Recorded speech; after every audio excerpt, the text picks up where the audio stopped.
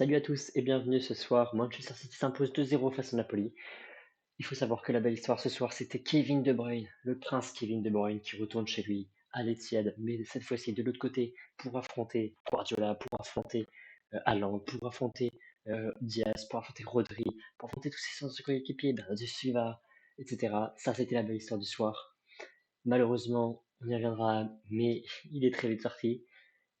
Tellement dommage, tellement dommage. On a vu le début de saison de Kevin De Bruyne en Serie A, il a déjà marqué 2 buts, super intéressant. Le gars est déjà très fort, il n'a même pas eu besoin de, de- de temps d'installation finalement à Naples. Le gars, il a quoi? Il a 34 ans, il s'est déjà fait au championnat italien. On dirait Modric, il a déjà 40 ans, il a déjà marqué un but le match dernier pour sauver son équipe. Enfin, bref, ces joueurs-là là, qui arrivent, fin de, fin de carrière finalement, en fin de carrière, et qui arrivent à s'adapter d'un coup, qui sont plus forts que la plupart de leur équipe, assez incroyable. Et là, Kevin De Bruyne, le prince Kevin De Bruyne, qui retourne chez lui à l'Etihad, affronter ses anciens coéquipiers. Ça finit 2-0 malheureusement pour Kevin De Bruyne, qui ne jouera que 25 minutes dans ce match, 26 minutes précisément. Euh, on va revenir là-dessus dans ce petit débrief. Les gars, n'hésitez pas à vous abonner, à liker, à partager, à booster même. C'est super important, likez et abonnez-vous s'il vous plaît. Je fais plein de vidéos sur les débriefs de match. J'ai besoin de votre force, j'ai besoin de vous pour avoir la motivation de continuer. Donc n'hésitez pas à lâcher un maximum de likes et on est parti, c'est parti. Alors, que dire dans ce match? Peu d'intensité au début de la partie, peu de rapidité dans les transmissions, peu de vitesse en attaque. On n'a pas vu beaucoup de. Alors, c'est vrai que City avait globalement la balle. Dès le début, ils avaient la maîtrise du ballon. Dès le début, ils avaient le ballon à je sais pas combien de pourcents ils l'avaient. Mais à la fin, ça finit largement à 74% de possession pour City, tout simplement. Ils ont ils ont monopolisé le ballon, Manchester City, mais en première mi-temps, peu d'actions dangereuses, pas assez de vitesse sur les ailiers. Je pense à Doku, par exemple, qui proposait des appels. Euh, bon, ça allait pas jusqu'à lui, ou alors il provoquait pas assez de coups quand il avait le ballon. Donc, voilà, première mi-temps un peu compliqué, un peu longue à suivre, jusqu'à la 20e minute. Là, on a une illumination de Foden qui fait une petite passe en profondeur pour Haaland, qui est entre deux défenseurs. Ça va provoquer Haaland qui se retourne très bien en regardant le ballon. Di Lorenzo, il défend super mal, je ne sais pas comment il fait pour rater ça.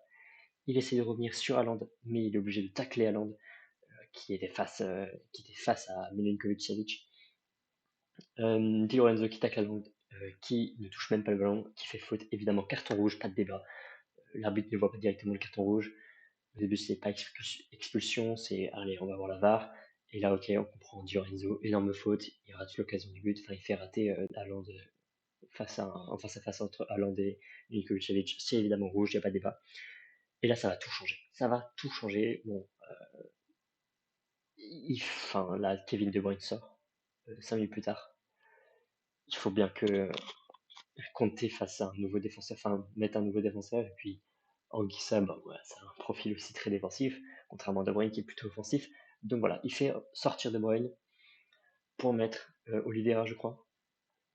Assez bizarre, je trouve, parce que j'aurais sûrement sorti Højlund, parce que bah, en fait, il n'y a plus personne pour lui transmettre le ballon, quoi. Enfin, euh, il n'y avait plus personne pour. Il était seul, il a fait un match qu'on peut même pas noter. Il a touché tellement peu de ballons et tellement peu dangereux. Il a touché quoi? 12 ballons. 12 ballons seulement dans le match pour Højlund. Il a joué que 70 minutes, mais en 12 ballons 70 minutes, c'est tellement peu. Et surtout, je pense que la plupart sont peut-être avant qu'il y ait un carton rouge pour Di Lorenzo. Euh, il y a quand même une belle action de Napoli au début de seconde période, de première période, avant la 20e minute, autour de la 20e minute. C'est un corner pour Napoli. Et c'est quoi? C'est Bukema qui fait une tête en faisant un rebond. Et là, super arrêt de Norma. On sait très bien que les gardiens dans le foot, ce qu'ils détestent, c'est les rebonds. Parce que c'est tellement imprévisible ce genre de tir. Et bah, de Norma, super arrêt. Il arrive à prévoir exactement où est-ce que la balle allait remonter. Parce que ça trompe un peu l'œil. Le ballon qui descend puis qui remonte, c'est assez difficile à prévoir, c'est assez aléatoire. Et il faut avoir un cerveau très vif pour comprendre où est-ce qu'elle va. Donnarumma, il n'a pas eu besoin d'adaptation lui non plus. Son transfert, c'était cet été. On dirait que ça fait déjà 2 ans qu'il est au club. Enfin, le gars fait un super arrêt. Il est connecté avec ses coéquipiers dans la relance au pied. Bon, il a pas eu beaucoup de travail, honnêtement, hein, mais en tout cas, très bel arrêt. Super important à ce moment-là du match. Pour éviter que Napoli mette le premier but. Donc voilà, ça c'est la seule vraie occasion. D'ailleurs, c'est le seul tir. C'est le seul tir du Napoli dans ce match. Il n'avait pas beaucoup l'occasion de retirer après, puisqu'il n'avait plus du tout la balle. 0,17 difficile quand même, sur une tête à corner. Euh, Bref, Donnarumma qui enlève le but à Bekema et qui enlève le Napoli qui met le premier but. Ils auraient pu mettre le premier but. Donnarumma enlève ce rêve. Donc voilà, De Bruyne remplacé, c'est dommage, il restera très peu de temps à l'Etihad. Et ensuite, chaque relance de Milinkovic-Savic ou de la défense qui était en direction de Højlund ou même très loin pour éviter que City remette une couche en attaque, chaque relance était réinterceptée par la défense de City. Enfin bref, plus du tout de position du côté du Napoli qui vont subir jusqu'à la fin de la mi-temps.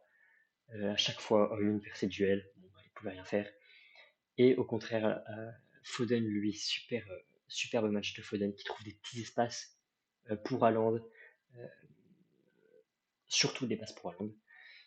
Mais en vrai, ça défend bien pour la mi-temps. Ça défend bien du côté du Napoli, mais on voit que c'est souvent un dernier pied, une tête qui enlève le ballon du bout du pied de Haaland ou un attaquant, et qui, sans ce bout de pied, sans ces 3 cm d'orteil, il y aurait but, quoi. Enfin, il y aurait tir et sûrement but. Donc, ils sont contraints, les joueurs du Manchester City, de tirer de loin. C'est ce qui a se passé pendant la première mi-temps. Beaucoup de tirs de loin. C'est Milinkovic-Savic qui fait pas mal d'arrêts là-dessus. Top match. Difficile de dire ça quand son équipe perd 2-0 et il n'a pas la balle et il n'est pas du tout inquiétant. Mais voilà, top match de Milinkovic-Savic parce qu'il aurait pu s'en prendre plus. Euh, c'est pas des arrêts super difficiles, mais voilà, ça compte. Donc voilà, ça c'est pour la première mi-temps. Globalement, City a largement la position et on sent que ça va craquer d'un moment à l'autre du côté du Napoli, surtout à 10 contre 11. Euh, voilà. Euh, Deuxième période, environ la 55e, je crois. Ça va être le but d'Haaland. Ouais, je dirais exactement 56e but, 56e minute. Foden, illumination, balle en profondeur, là, comme ça, hop, au-dessus des défenseurs. Et Haaland qui fait une sorte de tête en lobe, qui lobe Milinkovic-Savic. En vrai, il peut rien faire parce qu'elle est super bien placée. Elle va au-dessus, en dessous de la barre, entre la main et la barre, parce que Milinkovic-Savic était avancé, parce qu'il s'imposait pas mal dans les airs en première mi-temps. On s'est dit, ah, vas-y, il faut qu'il sorte. C'était très bien qu'il sorte, mais malheureusement, Haaland, superbe finition. Le gars n'a même pas besoin de viser, quoi. Le gars sait exactement où sont les cages. Il se procure des occasions, c'est impressionnant. Je trouve qu'il repart sur de meilleures bases par rapport à l'année dernière. Je le trouvais très frustrant l'année dernière. Là, cette année, c'est déjà mieux. C'est beaucoup mieux même pour Haaland, qui marque des très beaux buts, notamment ici, c'est un très beau but. Top but d'Haaland et superbe passe de Foden. Euh, En fait, c'est comme si Foden renaissait.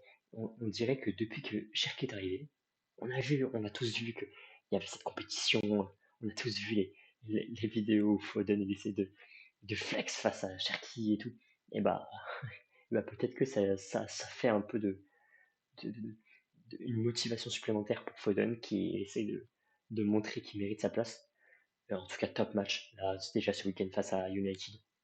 Il était top. Euh, Peut-être qu'on retrouve le Foden d'il y a 2 ans.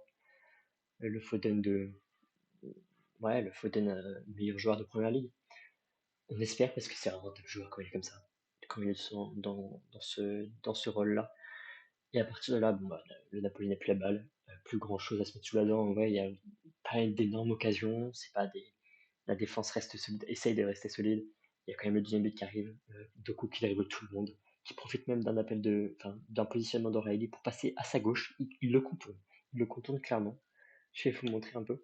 O'Reilly devait être là. Il y avait les deux défenseurs qui étaient là. Doku, il va faire ça. Il passe ici, donc les deux, ils savent pas trop quoi faire. Est-ce qu'il faut qu'ils aillent sur O'Reilly, Doku? Après, du coup, on connaît sa finition. Enfin, on connaît sa finition, non, c'est toujours été un sujet un peu, un peu bizarre, puisque on voudrait qu'il soit un peu plus décisive. Et bah là, superbe finition en dessous du corps de, je crois que ça passe en dessous du corps de Milinkovic-Savic, top but, surtout dans son dribble pour aller jusque là, se procurer cette occasion, impressionnant. Il marque à la 65e, je crois, 60e, je crois, un truc comme ça. Donc c'est deux buts assez rapides entre les deux. 65e, il sort juste après.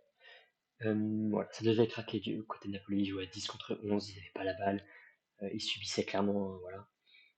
Top but de Doku. Voilà, on a retourné sur la déception de De Bruyne, qui a très peu joué dans ce match. C'est très dommage. J'étais vraiment très déçu. J'aurais bien voulu qu'il fasse quelque chose pour, contre son ancien club. Bon, c'est comme ça. On est revenu sur Foden illuminé. Peut-être une renaissance de Foden par rapport à la saison dernière qui était catastrophique. Doku et Haaland ont également été très dangereux. Et je rajouterais même Reinders qui en vrai était assez, assez, assez dangereux aussi lui. Ne serait-ce que dans ses passes, surtout en première période, dans ses passes en hauteur, un centre sur la tête d'Haaland qui passe un peu trop haut à un moment, je ne me rappelle plus exactement, mais Reinders s'y tire aussi un moment, voire deux moments, je sais plus.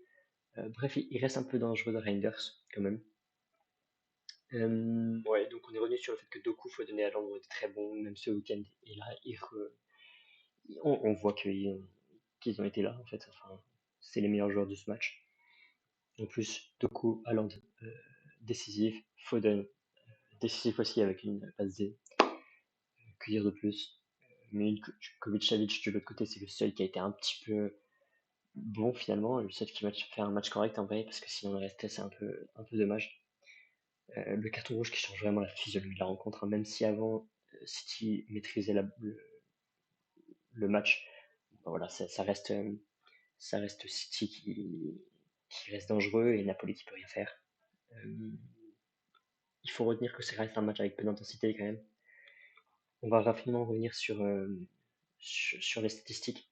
Alors le tir, comme je vous le disais, c'est un super arrêt de Donnarumma. Ça faut le retenir parce que ça aurait pu être le premier but de la partie et ça aurait peut-être tout changé. C'était avant le carton rouge. N'empêche, 2-18 du côté de City face à 0-17. 23 tirs, 8 cadrés. Un seul tir, un cadré. On voit la différence. On voit clairement la différence. Passe réussi 92. La maîtrise du match totalement. 9 corners. Bref, ils ont été largement meilleurs. Largement meilleurs City. Et ils ont maîtrisé leur match. Ils ont été bons, très bons. Parce que c'est ce qu'il fallait. Ils attendaient juste la victoire. Donc voilà. On s'arrête là les amis. Je vais regarder le match de Barcelone face à Newcastle, je crois. J'ai pas vu encore le score, je crois qu'il est à droite, mais j'ai mis une feuille pour cacher les scores. Et donc j'y vais et je vous dis à très bientôt avec ce débrief.